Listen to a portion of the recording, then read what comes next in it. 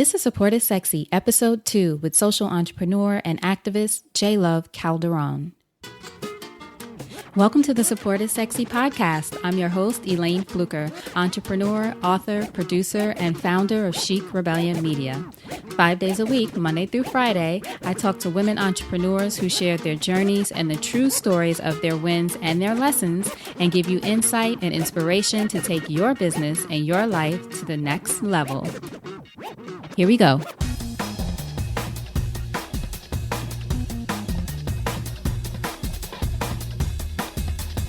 Hi, everyone. Thank you so much for joining me for a new episode of Support is Sexy. I'm so happy to have you here. And as you know, it just would not be the same without you. Today, we have a lovely woman. Even her name is all about love. Miss JLove Calderon. JLove is an activist, author, and conscious media maker who has spent over 2 decades working on issues of social justice, race, and gender.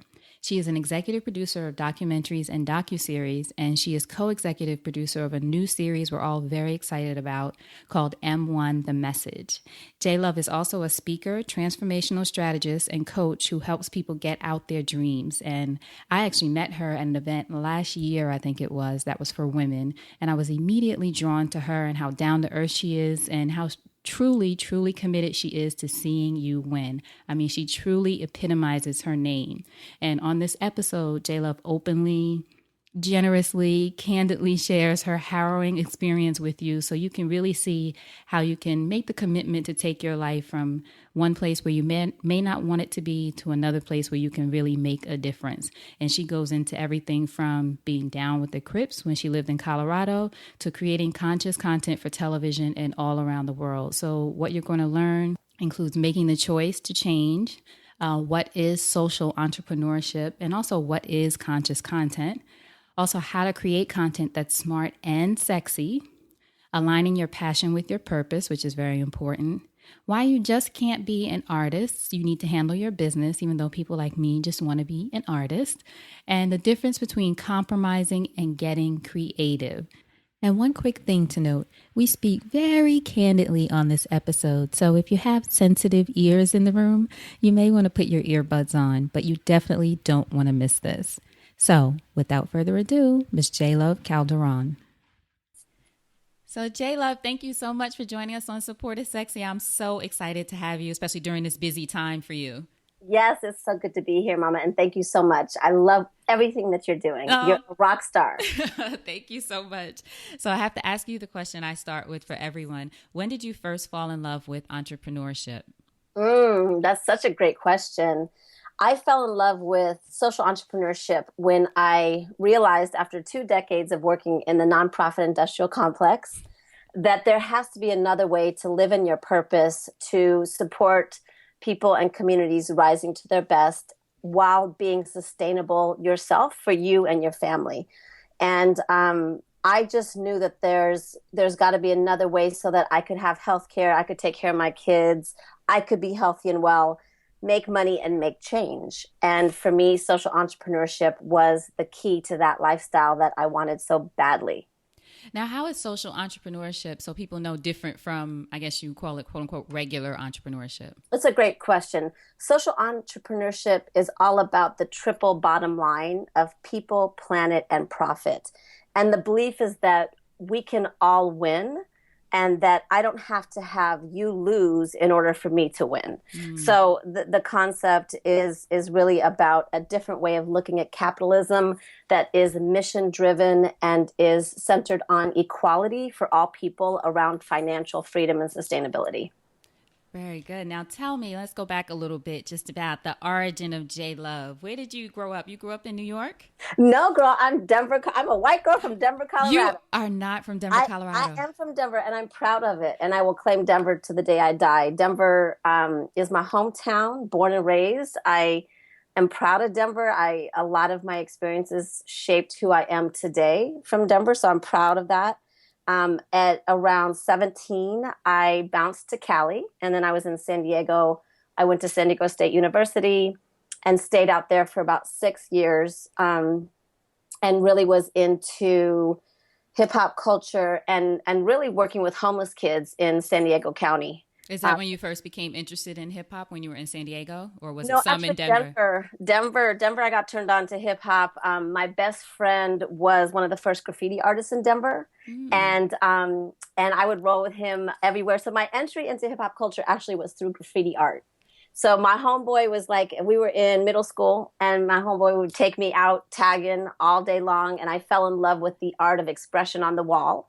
And then that entry point of graffiti got me into the music of hip hop, which was everything, and then the dance of hip hop, and then the DJing. So, seventh grade, eighth grade, I fell in love with hip hop culture holistically, and it's been part of my life ever since. A big part of your life ever since. Now, who would Yes. you say were your greatest influences growing up in your life? I think that I had a challenging life in Denver because back in the 80s, there was just so much segregation going on. And as a white girl who loved hip hop culture, I didn't really have a place to fit in.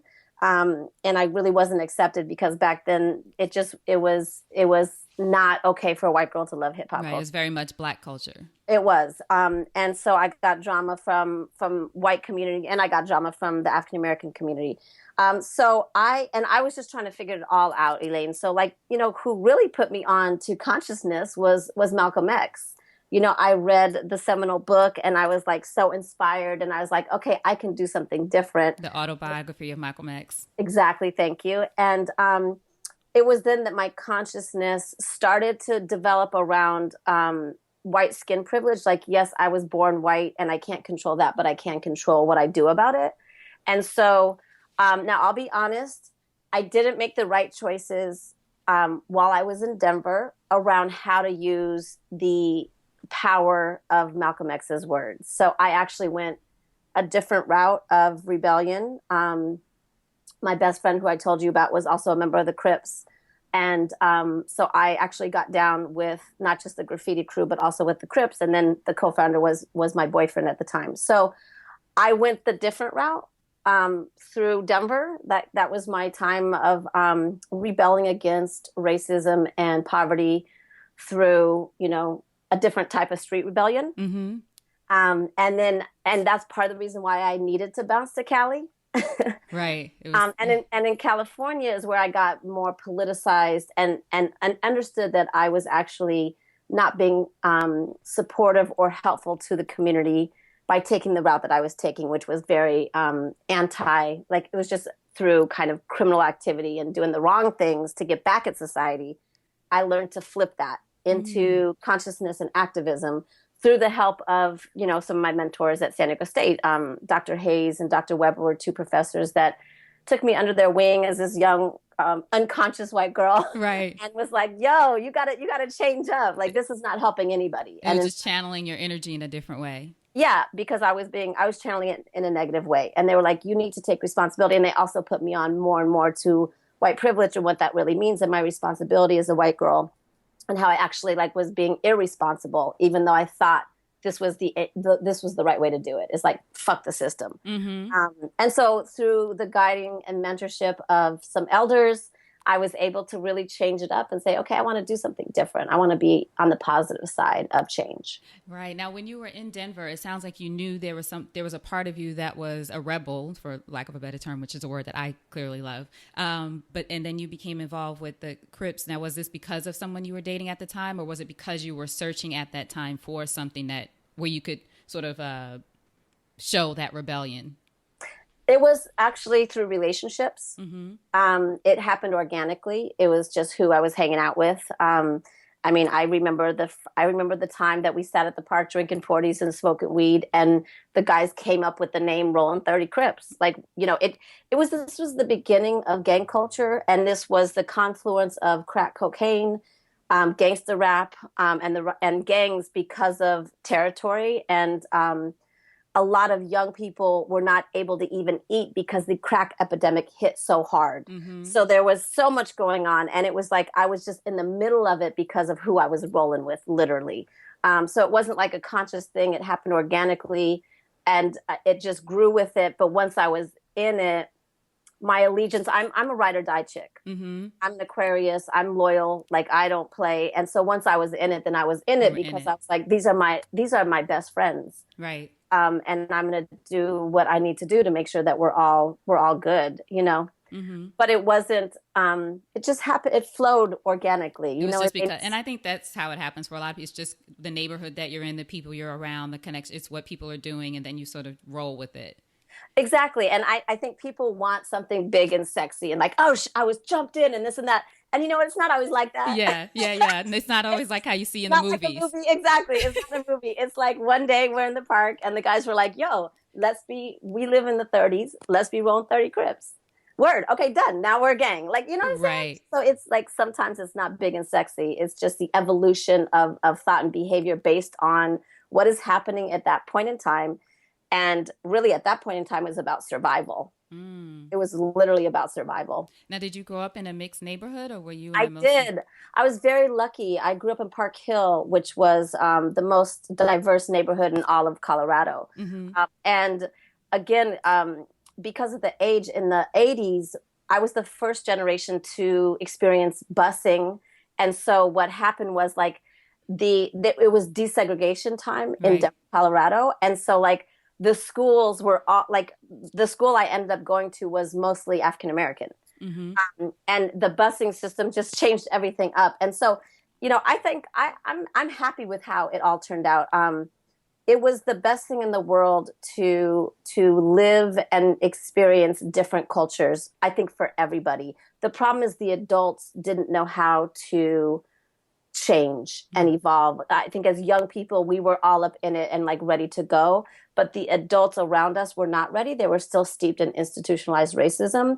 And so what would happen is that, and this is why the backlash happened. So, the cops would stop me on a regular because of who I was with.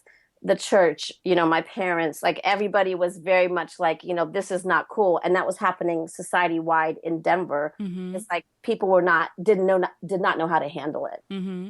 And now, did you feel isolated during those times when you were sort of in between these two worlds and wanting them both to sort of coexist or needing them both to coexist?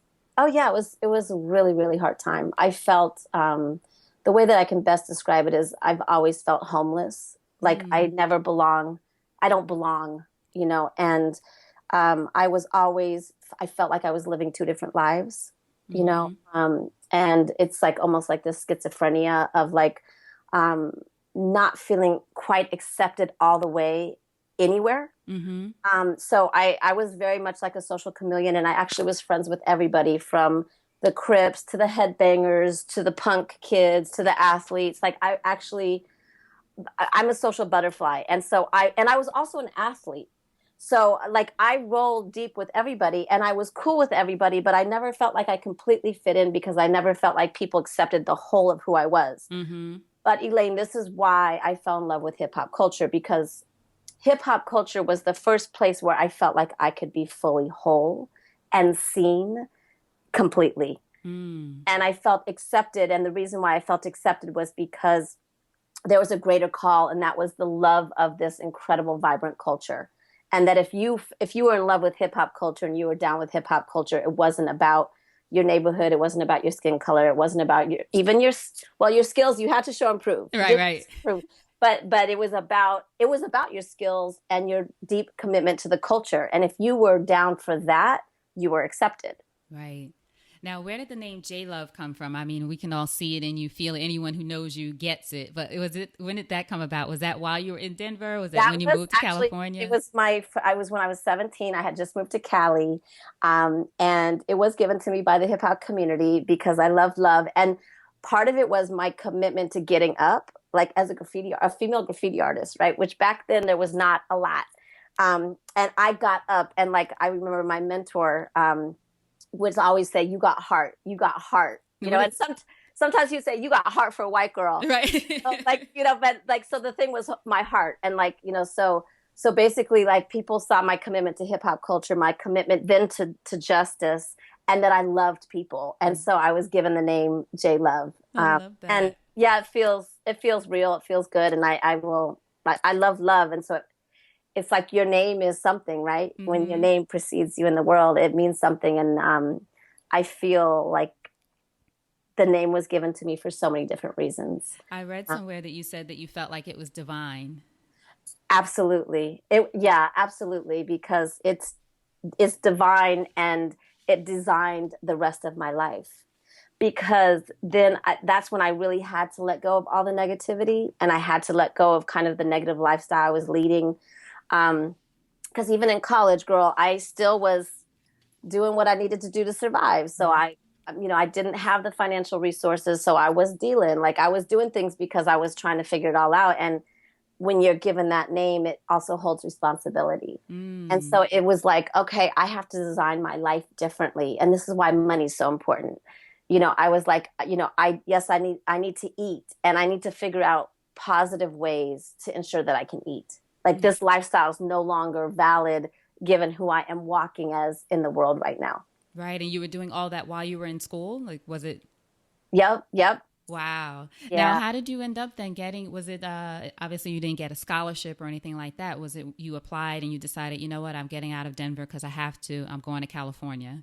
Yeah, well, I was not a great student and I applied to a lot of schools and San Diego State was the only one that took me. And what happened, why I had to get out is my best friend there was a huge bust and my best friend got locked up and my boyfriend got locked up. Mm-hmm. And obviously it was controversial me being a white girl in the Crips and not everybody in the Crips liked that. Mm-hmm. But because my boyfriend was the co-founder and then my best friend was high up in the ranks, I was very protected. So even though there was drama and like, stuff would go down, I was safe. Right.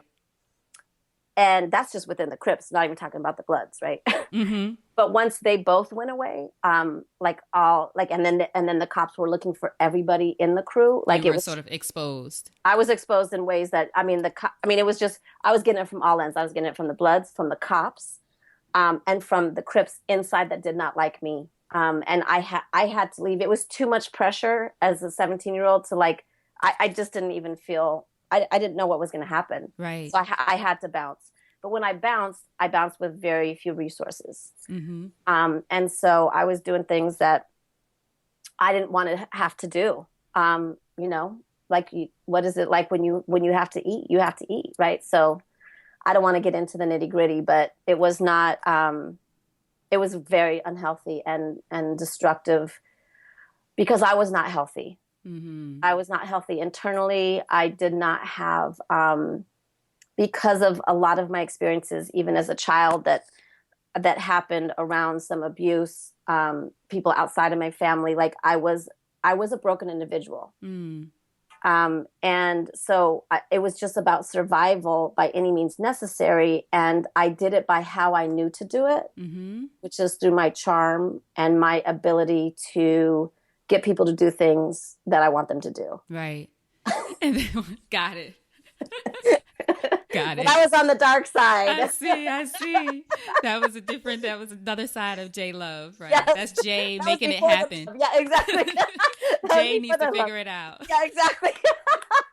Hey man, I'm so far from perfect. Yeah. I'm a very flawed Well, individual and that's just my journey. listen, that's what, first of all, thank you for sharing that part of yourself. And also, I think this is an important thing for people to know as part of the journey. It's one of the reasons that I wanted to do, because I didn't know any of this part of your story. Some of it I knew just from research on you, but just hearing it and hearing the things that people really either have to go through, choose to go through, whatever, it makes a difference, I think, or will make a difference in people's lives. Someone listening to this who may be in the same situation or came from the same situation may say, oh, I can do what she's doing. There's an example for me of someone who turned it into love. Mm, Yeah, turned it thank into you. love. Of I course. Thank appreciate you. that. I really do. Yeah, of course. So one of the things you mentioned earlier, the mentors, I would imagine that they made a difference or helped you make a different choice as you continue to go through Yes. school. Can you tell us some about just the difference that they made in your life? Absolutely. There's somebody that I owe my life to, and her name is Raw Goddess, and she's a phenomenal artist and transformational soul coach. And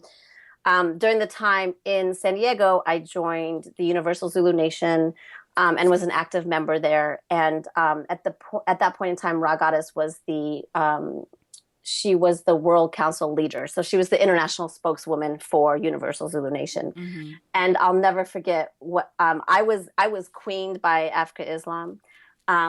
And in Zulu Nation, you become a queen or a king through a rites of passage. Mm-hmm. And we held this meeting in San Diego at the NAACP office, and there was like 20 people, and it was a meeting from people from San Francisco, LA, and San Diego, and I had called the meeting. And so imagine like 30 people in a room around a huge table. I'm running it.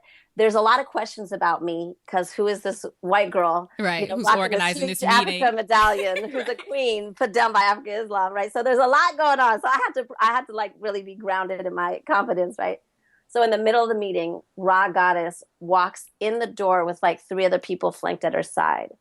And she walks in, and I see her coming in from the other side of the room, and she's just walking, looking me dead in my eyes. And she walks over to me, and she yanks my medallion off and says, "You are now de-queened." Oh. And takes my medallion and walks out. And I was like, oh, my God. Was this in front of the room of people? In front of everybody. In front of the kings, in front of the most important people in Zulu Nation. All of the kings and queens of all the chapters of all of California. What now? Why? So yeah, like disruption happened. I can't even go into what happened after that. That's confidential. But basically, she sent a message to me through a messenger and was like, "I need to meet with you immediately." And she sat me down and she said, "You violated. Only a queen can queen you." And this is an important thing around gender and mentorship. Again, for really important reasons, it was to make sure that young women were really showing, improving, and doing right by hip hop culture in order to become a queen. And only another queen could do that. And so since I had been queened by a man, a king, that was, like she said, that's illegitimate. And there's reasons why. And you have not shown improve yourself to be a queen. Right. And then she gave me a list of things that I needed to do. And she's like, and it was like a list of 15 things. And she's like, and it was all around community and like empowerment and supporting other young women. And like, basically like, JLove, you say you really want this. So show me that you really want this.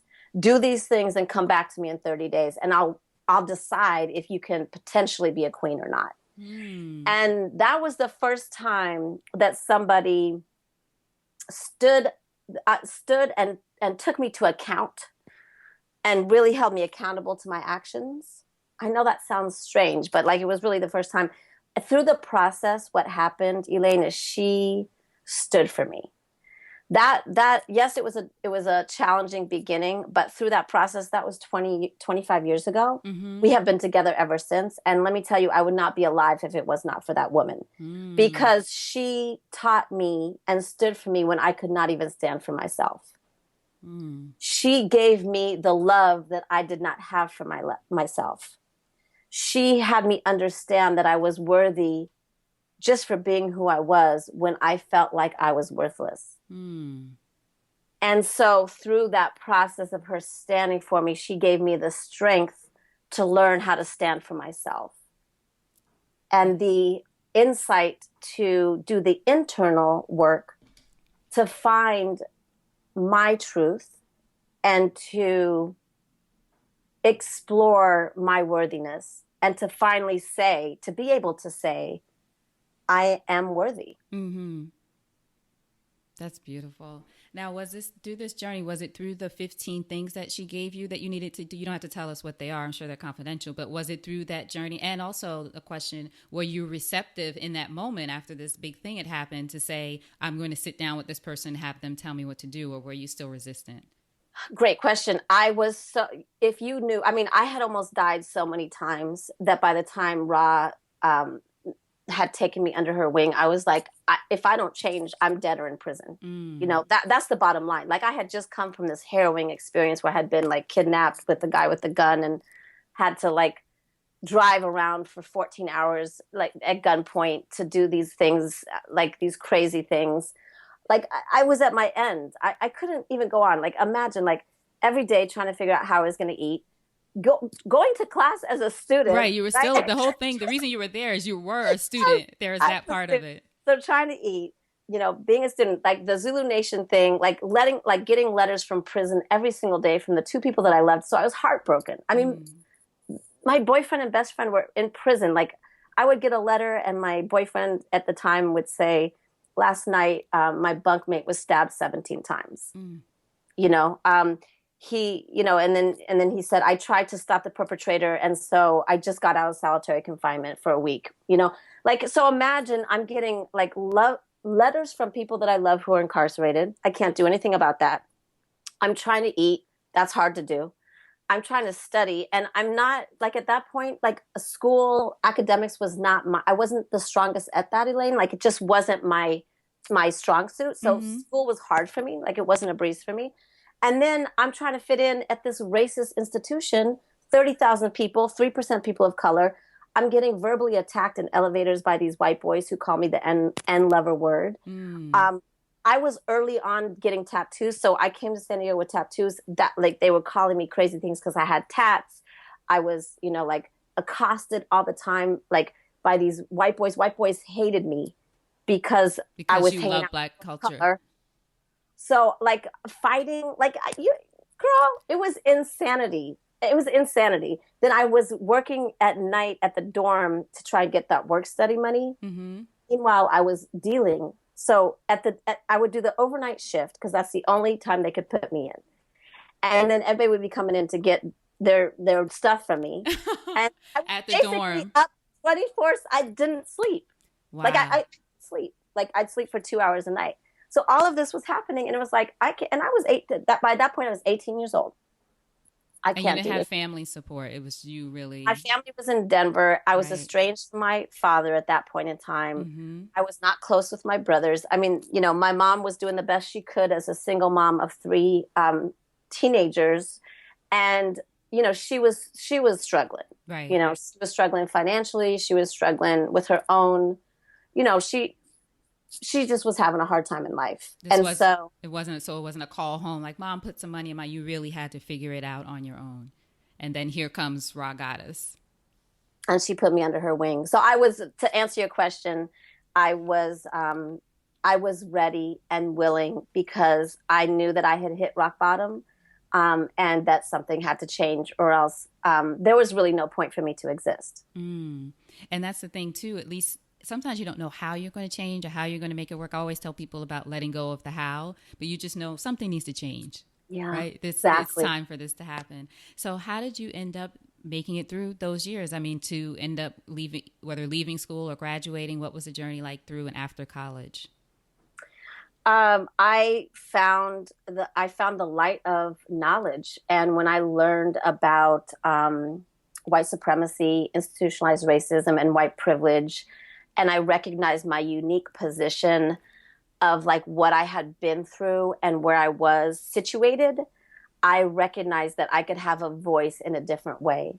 And then through hip hop culture and through my mentorship with Raw Goddess, these professors and a couple other folks, I realized I could be like my job was to stand up to talk about white privilege from a white person's perspective. Now, again, today that's more and more happening, which is great. So This interesting. is It's such a part of the conversation now. yeah, back then, like I had people hated me. I got my degree in African American studies because I was making a statement like we have to stand up and say as white people that we are against white supremacy. But back then it was not, it was weird. It was like, who is this white girl? I was called a traitor. I mean, a lot of stuff happened. Mm-hmm. But what got me through was my conviction about that. Here I was. It was the epitome of privilege because the reason I was not locked up was because I was white. Mm-hmm. So I had done all the dirt that my boyfriend and my best friend had done. I had been with them 24/7. But who was incarcerated and who was in college? Mm. That's a direct relationship to race and privilege. So the people that I love the most are like almost dying every day in prison, and I'm like not making my life the best it can be, and I'm out and free simply Right. because of my skin color. So it's like I had to take a stand for them. I had to take a stand for gangbangers in general because like the reason why gangs exist is because of poverty and inequality. Somebody doesn't wake up in the morning and say, I want to be a gangbanger. It's such an easy Exactly. lifestyle, right? So it's like, So through mentorship and then through understanding, I had a duty, obligation, responsibility as a white person in this country to stand up, speak out, and do something positive. That is what got me through. And then the last piece that's really important to me is I'm just very committed to young people. And, so I mentioned earlier, I started working in 2 shelters for young people in San Diego. And when you are face to face with a 12-year-old who has been molested all their life, who is on the streets, who is constantly under attack, who rich white people come to pick up to use and abuse just so they can eat, then again, your humanity is like, this is a 12-year-old human being who has nothing. And so the push for like, I've got to be the best I can to help solve these major issues so I can support this young person and the 1,200 other homeless kids in San Diego at that time. It was like, I have to rise. I have got to rise. The world needs me to be emotionally mature, to be strong inside and out, to know who I am, and to stand up in ways that other people right now can't because of the system. You really took on that responsibility. Yes, I had to. Right. I had to. And I'll say, and I'm not afraid to say it, like those who know, those who have the privilege of knowledge, of education, of wisdom, we must stand up because education is a privilege. Knowledge is a privilege. Consciousness is a privilege. So it's like, that's our obligation to give back, is like when we're in the know, like once you know, you can't unknow. Right. So let's get to it, people. And a special call out to my white brothers and sisters. Once you really understand the devastation of white supremacy and you understand white privilege, and that because you have white skin privilege, you are afforded benefits that other people are not, that are unearned. Once you know that, you have a special duty to stand up because it's just not right. We benefit from it, and we must do something to change the playing field because it is not equal and it's not fair. And so we have to rise within that and be racial justice warriors because, again, we can't change that we're white, but we can change what we're doing about it. Right. Now, one of the things some things that you've done just in that vein of talking about white privilege, you wrote the novel That White Girl in 2007, which is based on your life. Then you wrote Love, Race, and Liberation in 2010. And then Occupying Privilege in 2012. And I saw on a TV show that you did, I think it was in 2011, and you were discussing white privilege, your experience when you began to recognize it. So this has been something that has been important to you. As you said, you've been having the conversation about, writing about for years. Absolutely. Absolutely. And have you seen we talked a little bit how it's more prominent, but just even in the interactions that you've had with people, have you seen people, Black people know about it, but white people especially knowing or becoming more aware of it and recognizing that it exists and standing up more about it? Yeah. And absolutely. I'm very excited that I'm part of a group called SURGE, which stands for Showing Up for Racial Justice. And it's a organization based it's white people organizing other white people for social change and racial justice. And when I started with them 5 years ago, we had 10 chapters. And like 1,000 members. And now we've grown to over 140 chapters across the country. We have upwards of 100,000 members of white people who are committed to understanding and dismantling white supremacy, racism, and white privilege, and who are in action about it. And when I say that, I mean, the great thing is gone are the days of like coming together as white people and talking about it. Right. Having a panel, then going home to going out and enjoying your privilege. Yeah, exactly. Right. Like, well, I went to a workshop, so I did my job. Check. I read Tim Wise's book, so check. No, so now it's all about, and part of Surge's culture is to be in action and to stop the paralysis of analysis, right? Which white people tend to do is we talk. And so I'm really proud about the work that we've done. We are really targeting everyday white people. So we love our white activists that are already part of it, and they're on the path. What we want to do is get the other millions of white people who care but don't know what to do. And we're saying like white people who care, but everyday white people. So we're really making it accessible. Language is accessible. We're not having activist jargon, and we're really coming at it from the heart space of like, this is wrong. it's hurting everybody, and it's time to do something about it. And people have responded like crazy on Facebook, on our page, every single day, 500,000 views Oh, every wow. single day. Now I'm going to put all the links in the show notes for this episode, but is it SURJ? Is it Surge? Yes. And then is it Yep. SURJ dot It's actually showing up for racialjustice.com. okay, showing up for racial, and then the Facebook page is also showing up for racial justice. Great. So I'll link it up. I just wanted to make sure Okay, people knew what it beautiful. was. That's Yeah. fantastic. So there's Yeah. great So, conversations on your page. yeah, absolutely. And it's intergenerational. And we have people from the South. We are committed to working class leadership. So we ensure that poor white people's voices and working class leadership is represented inside internally Surge. And we are committed 100% to getting more and more white people on the right side of history. Right. And now that's something I would not to make this conversation is about you, not to make it too political, but I could talk to you about this all day. But you just mentioned a portion that people often forget about is poor white people. When people look at Yeah. these, a lot of not all, but a lot of politicians and things, and I sometimes think they're talking about you too, poor white people. When Yeah, they want to exactly. discriminate, it's not just it's going to be the white people here and the people of color over there. Poor white Right. people are often ostracized too in these conversations. Absolutely. And I think that's what's most important. And historically, class has been used to divide white folks, right? And so what's happened is that poor white folks are propagandized, and they choose to go to the side of like the Trumps, et cetera, because of scapegoating, rationalization, and blaming.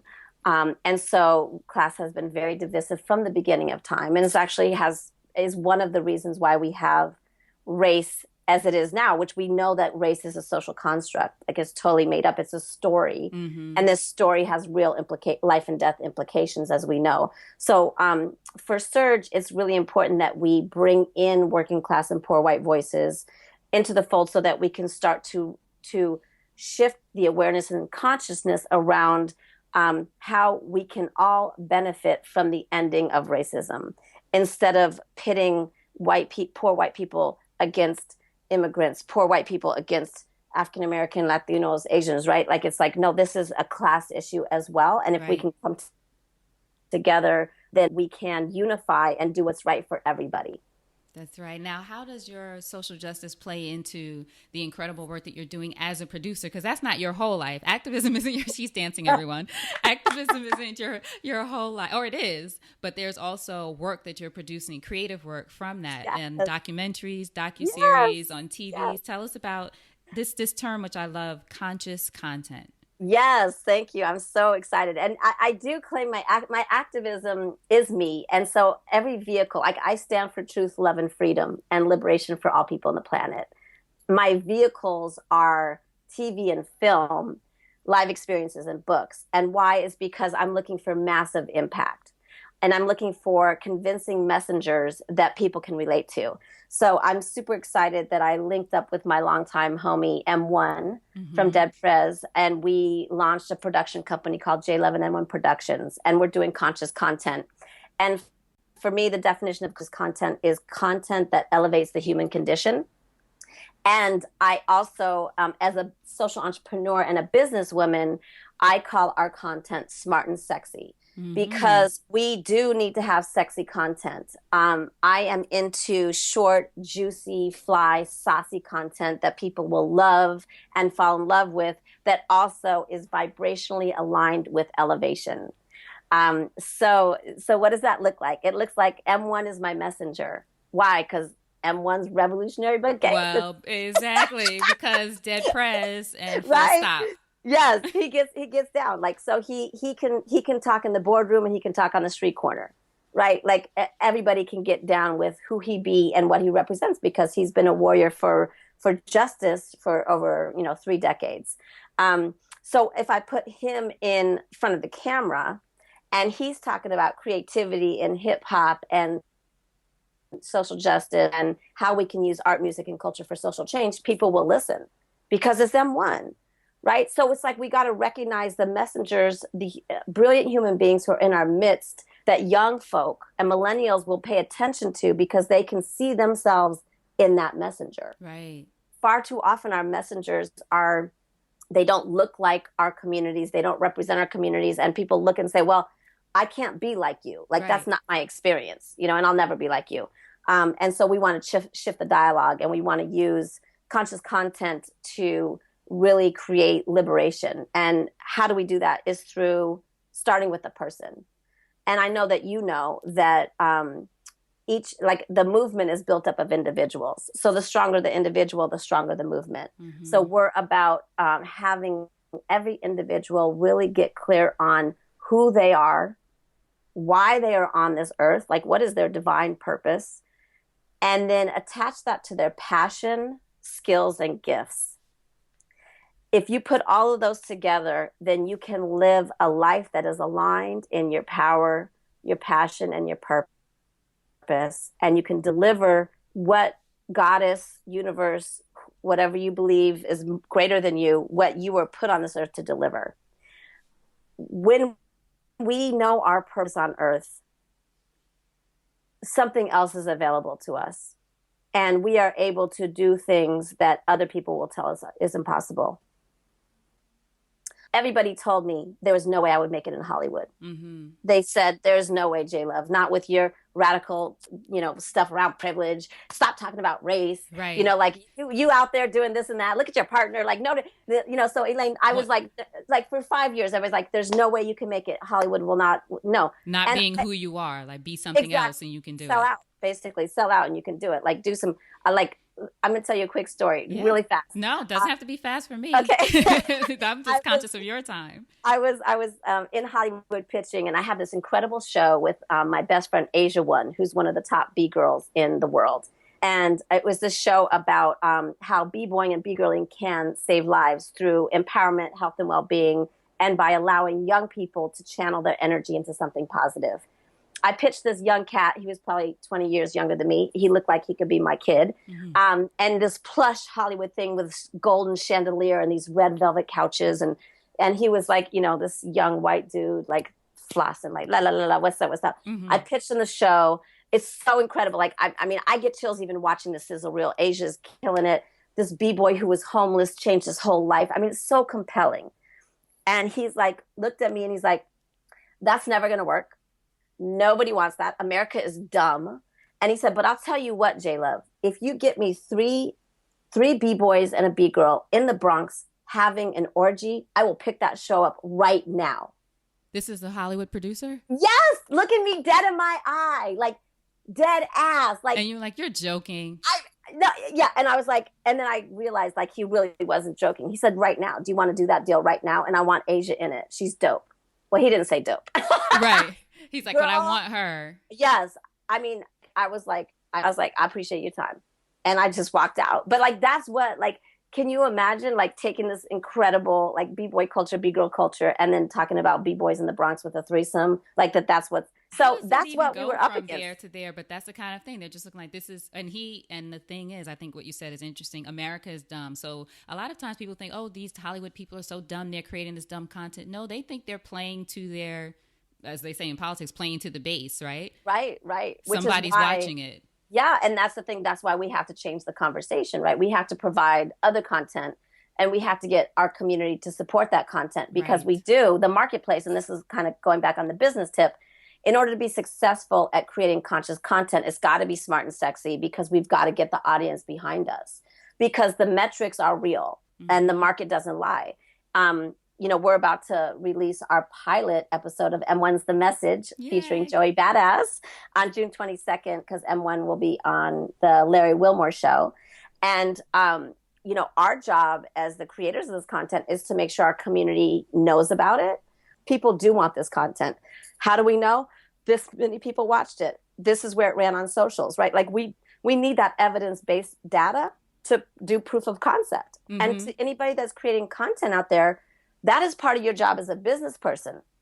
You got to do the back end. You can't just be an artist. You can't just be a producer and director. You also need to be on the business side of it and handle your business. Right. And that means ensuring that your platform is spicy and gleaming, that you have people who care about your message and will like it and share it, and that you're doing the business of showing that your content is dope and that people want your content. And this is why the time is right now for other people to get behind your content. Right. Does that make sense? Oh, it makes absolute sense, especially in the space that I'm in, with Cheek Rebellion and looking at this sort of inner battle, just speaking for myself, inner battle of this is the kind of content I want to create and this is what I think will help people versus this is what it needs to be or how I need to marry those two things. It's not even that it needs to be one or the other. It's just how do I need to marry that sexy with the content that I think is conscious and that kind of thing. It's been definitely an interesting road for me in trying to figure that out and what is it going to look like. What content can I stand behind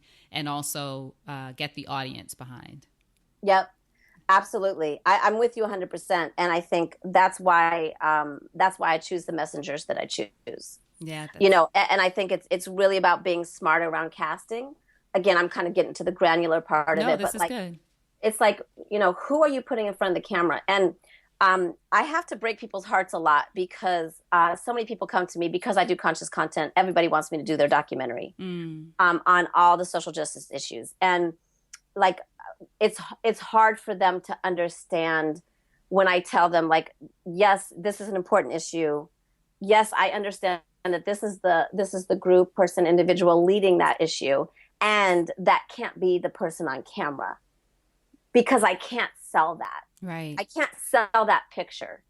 You could go to PBS and give that a shot. You can. But here's the thing. What I really try to impart. Our goal is to create change through conscious media. Who is our target audience? And what are they watching? Mm-hmm. I don't need to get to the people that watch PBS, Elayne, because guess what? They already know what's going on. They're already conscious, right? They're there, right? I need to get to the people that are watching VH1, MTV, MTV2, BET, Bravo. That's who we need to get to because those are the folks that are watching the craziness that is on unscripted reality right now and who don't have access to other information that may change how they think about the world. Right. So it's about bringing those people in through a channel that they're comfortable with, but then showing them something they didn't even know they were looking for. Exactly, my love. It's strategy. It's all about the strategy. And so people going to say what they want to say about me. I don't care. I'm about impact. So you can have your opinion about me, but my goal is to get my show on the top networks where our audience lives so that we can change hearts and minds, to change behavior, to create lasting change, which equals justice for all people on the planet. Mm-hmm. Period. Right. I'll take whatever strategy I need to take to do that. And it may be unpopular because I don't have the right person in front of the camera. And some people feel like, some people talk about my activism and like, well, she's going mainstream now. You can say what you want to say, like, because my dedication is to the movement. Right. By any means necessary. By any means and so I'm going to use the strategies I need to use. Hollywood is Hollywood. Hollywood is a beast. Right. It ain't no joke. To get a TV show, do you know what it takes to get a TV show? OMG. Mm-hmm. And then with our background, with me and M1's background, I mean, it's like put that on top of then our content is as conscious. Elayne, it's like we're triple stacked. It's like the impossible. Signing up for the impossible. Exactly. But we're doing it. Yeah. We're doing it. What's the thing? There's a piece in there about this idea of it's not compromising. It's not that you're compromising, but you're looking at the channels that are available and deciding. You're still, I guess I should ask it as a question. Do you feel like, or have people said that you're compromising your vision or this impact or being conscious because you're going this other route? Because I think that's something people struggle with, entrepreneurs, creatives, otherwise. Oh, well, I'm compromising my vision or my creativity if I do this thing this way. Yeah, absolutely. I hear that. No, I am not compromising. I'm getting creative. I have to just work 10 times harder to package my message. So for instance, what does that look like? Again, it looks like casting. Who are we casting? It looks like how I present my content in the boardrooms of all these networks. I don't lead at all with activism. Hell no. You're not going to hear the word activism come out of my mouth. Mm-hmm. No, I say, for instance, with M1's The Message, I say we mash up a celebrity hip hop artist with M1 and put their message on the wall with a graffiti artist. So it's a mashup of creativity and like, can this artist put it up on the wall, and this graffiti artist that that created this style, all the sexiness that needs to go into the presentation. exactly. But what do you get on the outside? So when the viewer, so we got the show picked up. Whoop, whoop. Woo! So it will premiere on Vice, and then we that's actually the sneak peek of the pilot, and then the show is picked up, which will release a press statement later in terms of who picked that up, what network. But Awesome. what are you going to get as a viewer is you're going to learn about how M1 uses guided meditation to support a hip hop artist to get into their heart space around why they are here on this planet. What is their Mm. true message that they want to put up on the wall for the world to see? And that's not the thing you lead with in the meeting. That's the thing that you have as a part of the project. Exactly. I Yeah. call it an artist retreat. Yeah, it's an artist retreat. Right. They talk, they build, They vibe. they Yeah. get down, and then all of a sudden, yeah, they don't need to know about the spirituality of it. They Right. don't, and look, when I give them the product, they love it. And I learned the hard way. A couple of my shows did not get picked up because I did lead with the truth. I led with the truth, and it ended in shows not getting picked up. So tell us about the importance of evaluating just your, in that case, your strategy in the pitch, for example, of being brave enough to look at yourself and say, this is what's not working. Thank you. It's about letting go of ego. It's really about letting go of ego. Like, I want it to be right. I want it to be right and righteous. I want to be up in that room as an activist first. I want it to be like my desire to be right overrode my desire to be effective when I was just starting to pitch. And so it looked very different. It looked like me trying to convince TV execs why it was so important to have conscious content on their network. That's the wrong move. So what I had to do after losses, and losses, to me, it's like why it hurts me so much is because it's not a loss just to me. It's to the people I was representing. Right. Like, every project had a person and a story behind it. And not only that, I'm going to be very real with you. Getting somebody on TV changes their entire trajectory and their family's trajectory around sustainability. So let's be very real. I choose who's going to be on camera very deliberately because I know that then their life will change for the better.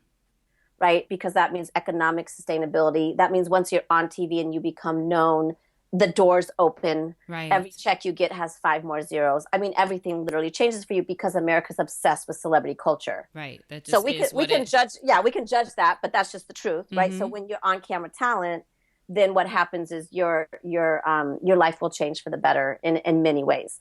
So a no to me was also a no to the people I was representing. And so that's why I had to take a hard look at myself and say, JLove, like, I need you, like, I'm talking to myself, I need you to get to the truth of the matter. You need to win because you're representing the movement for social and racial justice via these messengers. So you need to win. What is it going to take to win? You have to let go of what you want to say.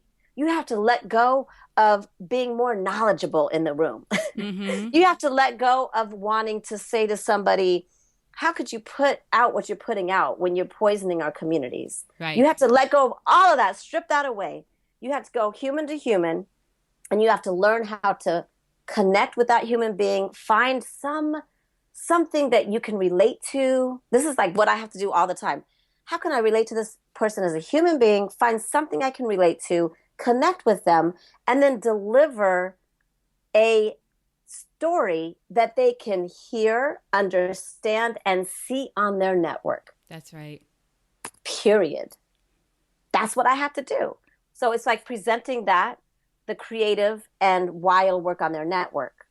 And then that's it. The activism part, they don't even need to know about. You bake that in as a creator and director. And it's still, like you said, it's still a part of who you are. Yeah, it's not like you lost it. It's just what you're presenting is one thing, but it's not that you've lost that part of or given up that part of yourself. Oh, I'm going to do this whole other kind of content. No, that's still a part of who you are, which people don't get. It's not that you lose that part of whatever it is. It's a tool. Like, it's a tool. It's like you have to understand that, like, and be mindful that, like, when I go into pitch, they've already seen a sizzle reel, so the content speaks to itself. Right. They know what they're asking. They know what they're going to get. So they see M1 and Joey Badass meditating, but I didn't focus on that. So it's like, so the thing is like, if you focus on the activism spirituality part, then they're like, oh, they're already looking at like this is not for us. Right. If you focus on the mashup of these unique individuals and like, yo, graffiti on the wall, then when they look at the sizzle reel, they're like, look, like open, like, let me see. And Mm-hmm. the meditation is just a cool little thing in there. Right. You have to Cool. do something or present something that piques the curiosity and then bring people into. Exactly. I Exactly. love So it. it's really just strategy.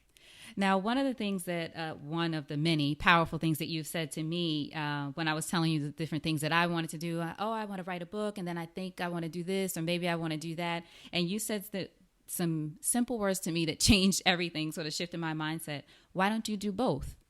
And what do you think it is about a lot of us, especially women, but that we don't see sometimes, or we forget to look at the both and we're just like, oh, I have to do this or that. Like I have to do activism Yes. or create content. I can't have it be a both and. Yes. Well, we've been raised in either or culture, and that's a mindset. And so when you're raised and socialized, and it has to be this or that, you can't have it your way. You can't have it both. You can't. You can't. You can't. Then we believe that, and that becomes our story. Mm-hmm. And once something becomes your story is becomes your belief, and your belief then, which is your mindset, right? Your what you believe you create. So then you create either or scenarios Mm-hmm. in your life because you believe it can only be either or. Right. So the what we have to do is transform the mindset of either or to embrace abundance of both and, aka I can have it my way, and now let me figure out how to do it. Right. It's just taking the exact same life circumstances and saying life doesn't happen to me, I happen to life. Mm-hmm. So here's the reality, and my freedom is my ability to choose how I am going to shape what is currently on my plate, aka what am I prioritizing? Who am I saying yes to? What's my support system like? How do I ensure that I'm utilizing my time in the highest and best of what I need to do? Mm-hmm. Right? So it's holistically looking at your life and saying, this is what I'm committed to. I can have it all. Now let me get to strategizing on how to make that happen. Right. I love that. Now, what does your support system look like? You mentioned that because, of course, around Yeah. here, support is sexy. We're all about that. Support sexy baby. Yes, I love that. I love that you coined that. That is Yeah. so beautiful. TM that bad boy. Yes, I Um, did. Okay, good. You need to. So here's the thing: is another thing that women have been taught is this idea of being the super diva, and we have Mm. this diva complex, right? Like I can do independent woman. I'm doing it on my Oh, own, right? yes. Like, and then that's a badge of honor, and I think we also have been inculcated with that. And so why I love support is sexy is because we have to strip away this concept that I have to do it alone in order to prove myself and my worth. It's actually Yes. based in worthiness. Yes. It's based in Absolutely. worthiness, and it's based in the horrible concept that like we are worthy based on what we produce Mm-hmm. and what we create and like our careers and like our products. So as women, this is the overachiever complex. And again, it's all the archetype is all around like when you don't feel like you're good enough. Right. You overachieve, you produce more, and you believe that your worth is because you have all these other things, right? And you're comparing yourself to other people, especially in the age of social media. Exactly. They have more than me. They have another book than me. They have this, Yeah. right? So for me, I did suffer from that, and I had to let that go and understand that I am worthy and I deserve support. And if I'm supported, when I'm supported, I'm able actually to do more good in the world because I have a team around Mm-hmm. me. So I've shifted everything. Like I have the people that are most important to me to thrive. Again, you know what I say? I say, this is the unsexy side of success. I'm going to TM that one. Right. This is not sexy, but this is the truth. My accountant and my Yes. lawyer are my two most important allies in my work. And so I'm on the phone with them 24/7. So every single person, if you're about it and you're playing big, you got to have your accountant and your lawyer. Um, Also social media support, like social media and your platform is everything right now. So really making sure you have team that can get your messages up and out and that they know what they're doing. Mm-hmm. You know that social media is a whole animal unto itself, and there's ways to do it where you can be really successful. So making sure you have your team of supporters who are getting your message up and out. And then like I decided to have a partnership. So I could do it alone with creative content, but I wanted partnership. And so that's why I joined up with M1 because for me, it's more fulfilling to share creative with another human being instead of always being alone and in my head about it. Right. So And who are you working with that is giving you that juicy, energetic exchange that's allowing you to build up and up and up? mm-hmm. And then Yeah. the final thing is management. Like I'm very excited that we have management from an incredible veteran in TV and film, Robin Latiger Johnson, and she's been an exec with MTV Sci-Fi. She's been in the game for quite some time. She's African American woman, and she also stands for justice in the workspace of entertainment. And she supports us and navigates the crazy terrain of Hollywood. Mm-hmm. So that's my team. I feel really good about it, and I actually look forward to expanding it a bit. You Yeah. know. That's amazing. I love it. I love that you mentioned too the keep the people, the loyal, because people of course talk about their friends or their circles or their coaches and all these other people in their lives, but like you said, the key people, attorneys, accountants. I have those people. It's funny when I was deciding to go full time, quote unquote, full time entrepreneur from my job. That I didn't tell any of my family because I didn't want any of those fear or anything to come in. I Yeah. called my accountant, like, look, this is what I'm going to do. What do I need to put together? That kind Yes. of thing. And my financial advisor, like, okay, what Yes. do we have? I had to call those. Yes. Those are the people who really needed to know at that moment. Absolutely. Yes, that was brilliant of you. Yeah, Absolutely. I love Yes. it. So I only have a couple more questions. I know you have to go. In the past year, what would you say is the greatest lesson you've learned about yourself as a woman? Mm. Oh, I've had some tough lessons around being invisibilized Mm, as a woman behind the camera.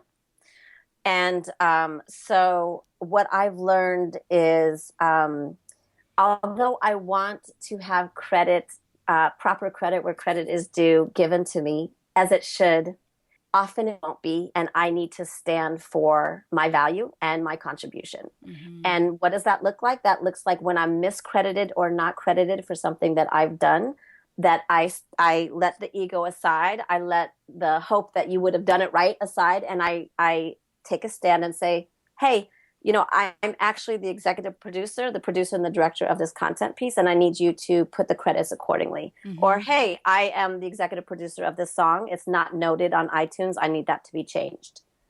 Right. What does that mean, Elayne? It's like when you have to stand like that, it can feel like, well, here's what my brain says. You're such a fucking bitch. Right. So they're going to say you're a They're diva, going to think bitch. this. That, oh, what, you want all this, blah, blah, blah. Like that's my negative self-talk, right? Like, who are you to Hmm be Who do you demanding think you are? exactly? And also, what are they going to think, Right. right? Like, oh, because this is an option. Like now I come back and say, did you earn this? Yes, I did. Are you a woman in the industry that's sexist? Yes, you are. Are you being invisibilized? Yes, you are. How do you shift that? Taking a stand. And I'm taking a stand for myself and for all other women, right? Hmm It's not like I have to take a stand for me, understanding I'm taking a stand for all other women. Hopefully, that label or that company or whoever next time will not invisibilize the women behind the content that they're seeing, Right. right? So I also I have to get up that confidence, just not for me, but for my sisters who also are struggling with being invisibilized.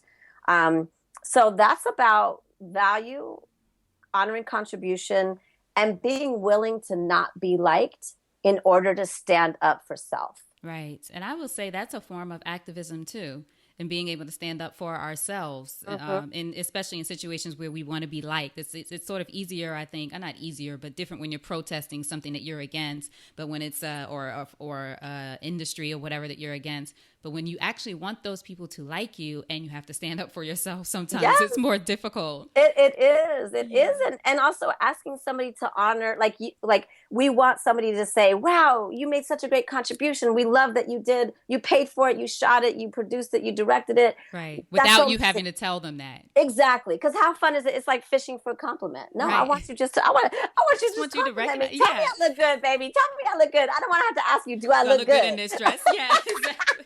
Right. But look, so we got to stand. So yeah, so I just want to ask you one more question. You sort of mentioned someone here, but maybe you'll have another. If you think over your life and career and you had a chance to thank only one person whose support was critical to you personally or professionally, who would it be and what would you say? Well, I think you know the answer to that. I would definitely think Raw Goddess. Raw Mm-hmm. Goddess is one of the most incredible human beings I've ever met on this planet. And I thank Goddess for her every single day. We are better because she exists. And her generosity of spirit, her insight, her deep love and caring, and her ability to see the best in everybody and then support that best rising is otherworldly. She is one of the most important people in my life. And I thank her for standing by me and bearing witness to my ability to transform from broken to whole. Beautiful. JLove, thank you so much. This has been amazing, better than I ever could have imagined. I knew it was going to be good, but this was just fantastic. I can't thank you enough. And thank you for being a stand for all women and for me and the support that you've given me. And I cannot wait to work with you one day. Yes, it's gonna be good. Yes. And thank you. I love what you're doing. I love what you're up to. Like I said, you are a rock star. I see you fully. I see your vision. I know it's being realized. And I can't wait to see you on the red carpet giving your award speech because you are doing it and you're doing it really well. Thank you so much. Hold on for just 1 second. Okay. All right. Thank you so much for listening to that episode of the Support is Sexy podcast. And I do hope that you got some inspiration from it. And the challenge is for you to do at least one thing. Take one thing from the episode, at least one thing. You can always do more, but at least one thing that will help you move one step closer to your dream. Whether that's launching a business, writing a book, whatever that thing is that you want to do, take something from this episode and move one step closer. And what I'll also ask of you, if you can tell me what you think about the episodes, what we've been doing, what you want to hear, what you like, what you experience while you're listening, go over to iTunes, leave us a review, and let me know what's going on. What are you thinking? What are you feeling about the show? What else can I do to be of service to you, which is what this is all about, to be of support to you. That's our buzzword, right? You can also go to my website, elaynefluker.com/podcast. So that's ELAYNEFLUKER.com/podcast. Hear more episodes there. Also have a bunch of great videos, tons of information. It's where I'm going to be spending a lot of time, and it's where I love to connect with you. So again, thank you so much for listening. I truly appreciate you and your support. And the most important thing I want you to remember is having it all does not mean doing it all alone. So now, go out there and create something sexy. And I'll talk to you soon. Take care.